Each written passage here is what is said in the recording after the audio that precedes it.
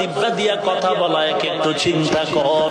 এই জেহেনের ভিতরে আমার পুরো বডি যদি তুমি এক একটা ভিন্ন করে দেখো, 2 ঘন্টা বয়ান আমার ভেতরে কোথাও কথাগুলো জমা নাই। একের পরে এক সাজানো কথা কে বের করে দেয়? ওরে বান্দা, একটা মেশিন চলে 2 ঘন্টা চলার পরে ফ্যানের বাতাস দিয়া ঠান্ডা করো, মাইক গরম হয়, মাউথ গরম হয়ে যায়। ওরে তুমি 30 বছর, 40 বছর, 60-70 বছর জিহ্বা নামের মেশিনটা দিয়া নাড়ায় নাড়ায় কত কোটি কোটি কথা তুমি সাপ্লাই দিলা।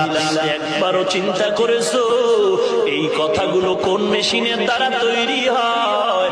যদি একবার তালাশ করতি, খুঁজে পাইতি, কেউ না, তিনি আমার আল্লাহ। ওরে বান্দা, সে আল্লাহকে এখনো চিনো নাই রে মুমিন। ইমাম মালিককে প্রশ্ন করা হলো, আল্লাহ যে একজন, কোন দলিল আছে নাকি? ইমাম মালিক বলেন, ও ভাই, আল্লাহ যে একজন চমৎকার দলিল হলো। দেখো রে গোলাম, একই মায়ের গর্ভ থেকে কত সন্তান বের হয়, একই মায়ের গর্ভের 5টা মেয়ে 5টা ছেলে, একজনের চেহারার সাথে আর একজনের চেহারার মিল নাই, একজনের কণ্ঠের আওয়াজের সাথে আর একজনের কণ্ঠের আওয়াজের মিল নাই।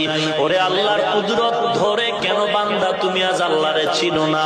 আল্লাহর জমিনে থাইকা কেন তুমি আল্লাহরে মানতে পারলা না? ওরে কয়দিন আর বাহাদুরি করবি রে যুবক, কয়দিন আর আল্লাহর বিরোধিতা করবা? আজকে এত বয়ানের পরেও কেন তুমি দাঁড়িয়ে রাখতে চাও না, নামাজ